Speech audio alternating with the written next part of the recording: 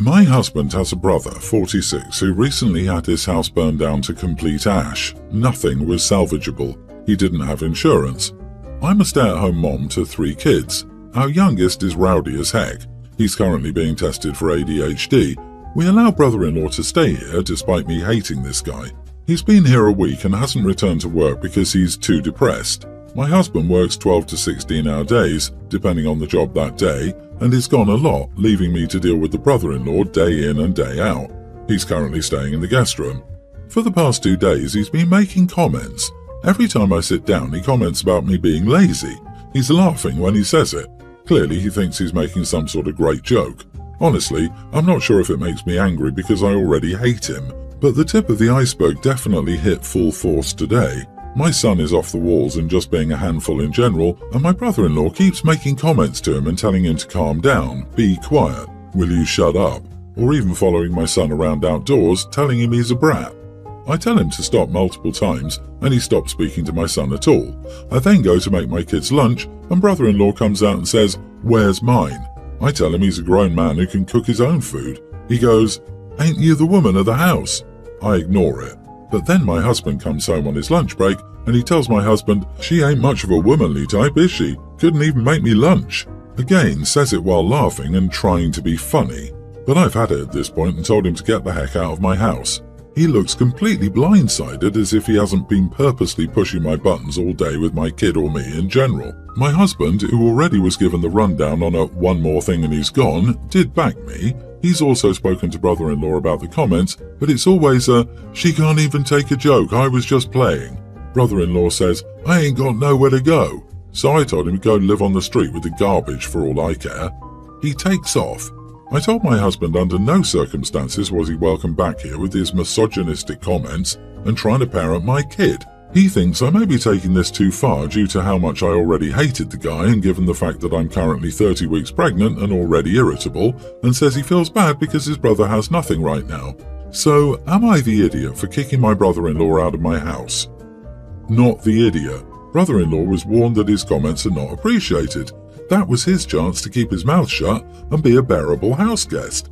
He's in your house all day and being a complete idiot. Don't let anyone tell you pregnancy is clouding your judgment here.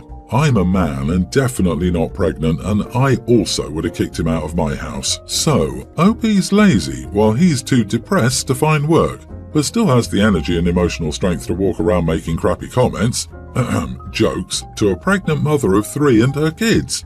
Yeah, screw that guy. You don't get to come and live in my house and spend all day insulting me. Talk about biting the hand that feeds you. OP, there's helping out someone in need and being completely taken for granted. Really glad your husband backed you up here. Your brother-in-law should have been nothing but grateful, helpful, and extremely considerate of you and your family. He chose otherwise and now is reaping the natural consequences of his actions. She ain't much of a womanly type, is she? Couldn't even make me lunch. Gee, I can't possibly imagine why he's single, LOL. She missed the perfect opportunity to call him out using his same mindset. Hey, where's my sandwich? Well, if a man doesn't work. LMAO, the look on his face would have been payment enough. If your husband is having any kind of doubts, remind him that your children are all watching how he treats you and are internalizing those messages, and further, the stress he's putting you under and the effects that could have on your pregnancy. He got himself kicked out. So we have 2 new foster placements. Jess, tween female, and Alice, teen female. We also have a biological daughter, Valerie, a young teen. We live in a 3-bedroomed house, and at this time it's not possible to add more room.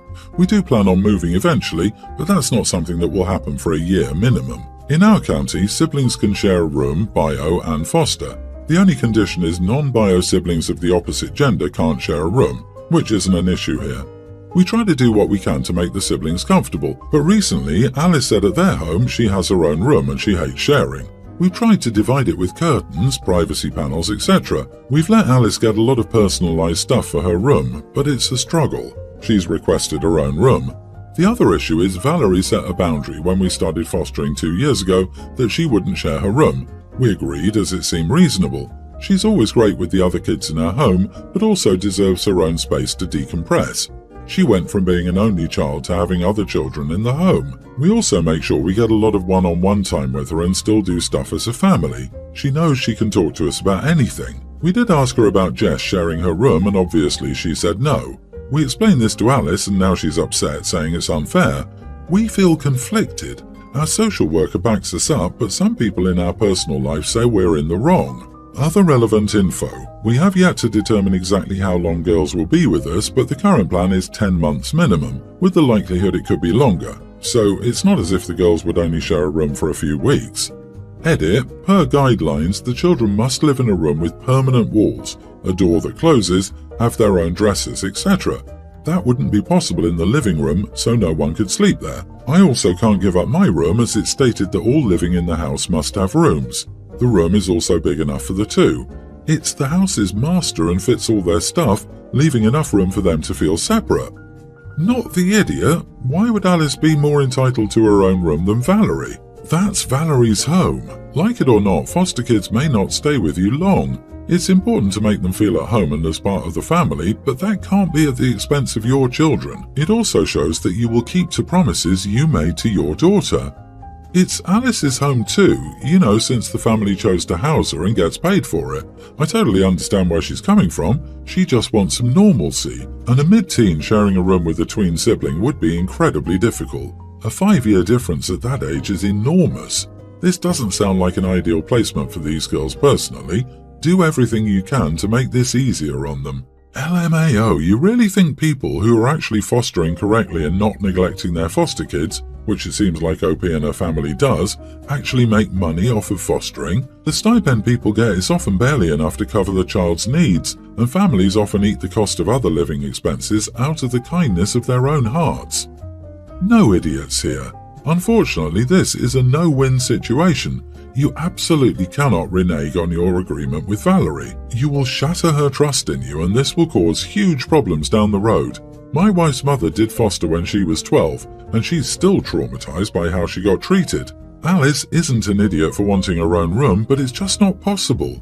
The world gave her a rough hand, and she's going to have to learn to deal. I'm glad you're doing what you can to give them private spaces, but sharing a room isn't the end of the world. I survived sharing with 3 siblings. I, male 46, have a brother 47, and he has a daughter, nearly adult. My brother and I had a rough childhood and were pretty wild in our teens and early 20s. We did stuff most people wouldn't want their kids to know about, which is understandable. Well, last night I was over at my brother's. My niece was visibly upset. I asked what was up. Well, my niece ended up getting her nose pierced without telling either my brother or sister-in-law, her mom. While her mom wasn't mad, my brother was mad. Where we live, you can get most piercings without parental consent at 16. It was just a simple nostril piercing, a tiny stud barely noticeable, honestly. My niece is a very good kid, gets amazing grades and is kind and respectful. Honestly, this is probably the most bad thing she's done. Well, like I said, my brother is mad about the nose piercing, saying he doesn't want to see that on her face. And my niece was trying to argue that it's not permanent, so he shouldn't care because she could always take it out in the future. It's not a forever thing.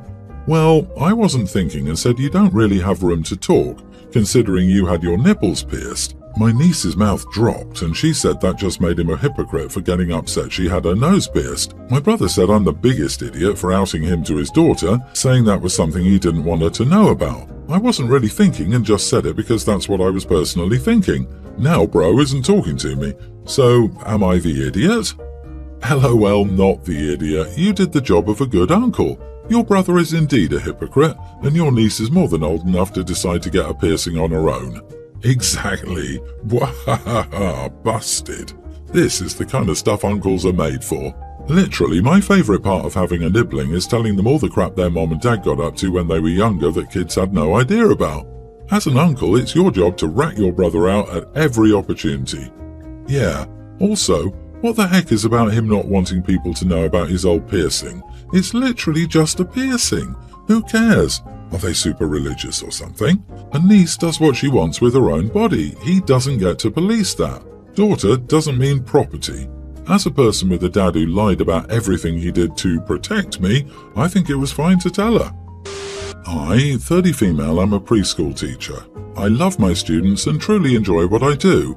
However, I also have CPTSD and get overstimulated. I'm in therapy for both mental and sensory. While I'm fine in the classroom, I really depend on my lunch hour paired with nap time to decompress.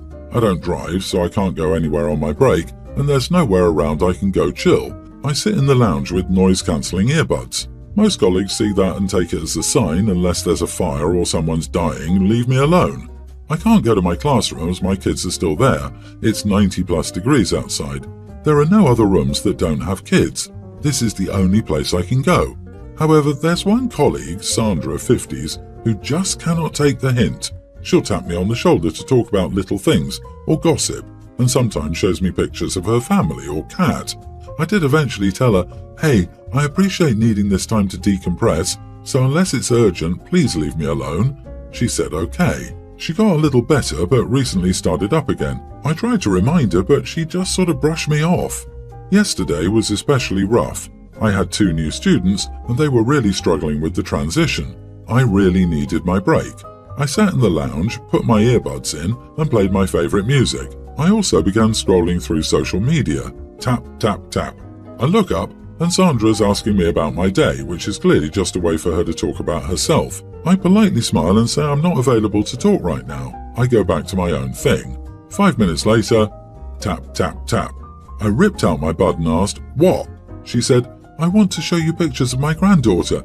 I said, "I don't care about your family, please just leave me alone."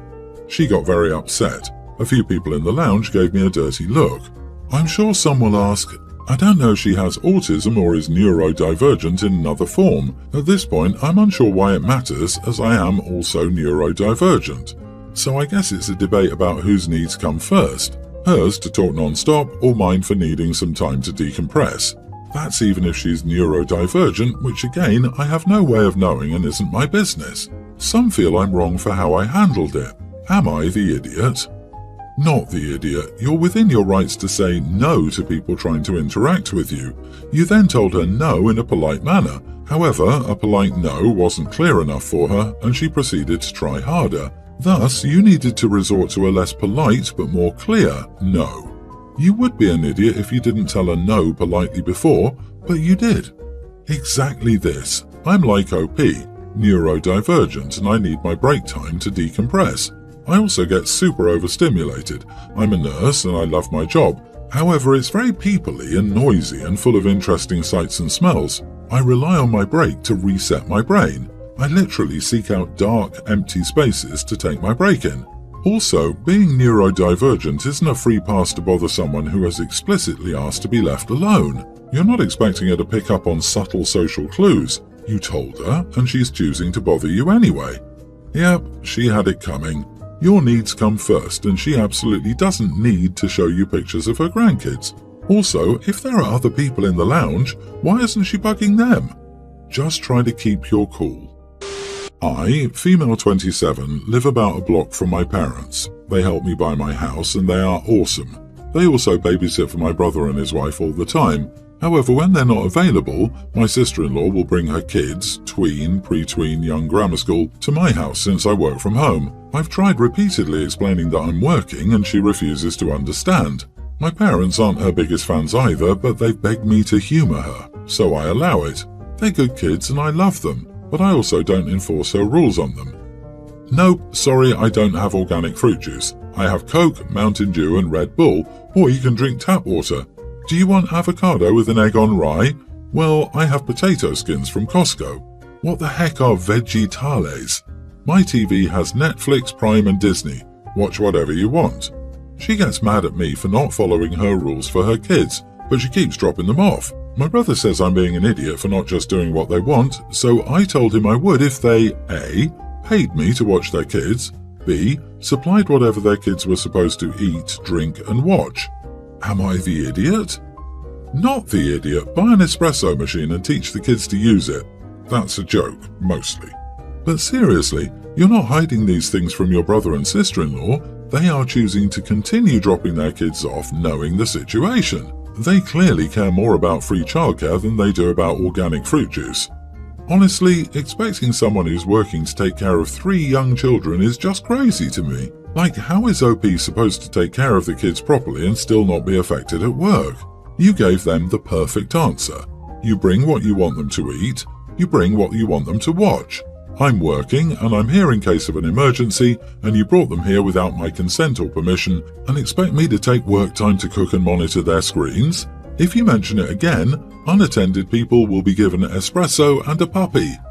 No. So much easier to give a kid a bag of harmonicas, kazoos and/or slide whistles. Every time the parents throw one out, the kiddo can grab a replacement and continue the psychological torture. Bonus points if you help the kiddos hide the backup instruments of torture around the house, so the parents can never truly be sure that they've gotten rid of them all. Honestly though, you need to practice saying no in front of a mirror. Your brother has 4 kids, not 3. I read that she was doing it for her parents because they begged her to and they're awesome and helped her buy a house, not that she couldn't say no to her sibling. Her parents don't want to babysit, so they're having OP do it, when in reality, both parents and OP should be saying no. OP, I see why you're stuck doing it. Just get the espresso machine and maybe add on Netflix.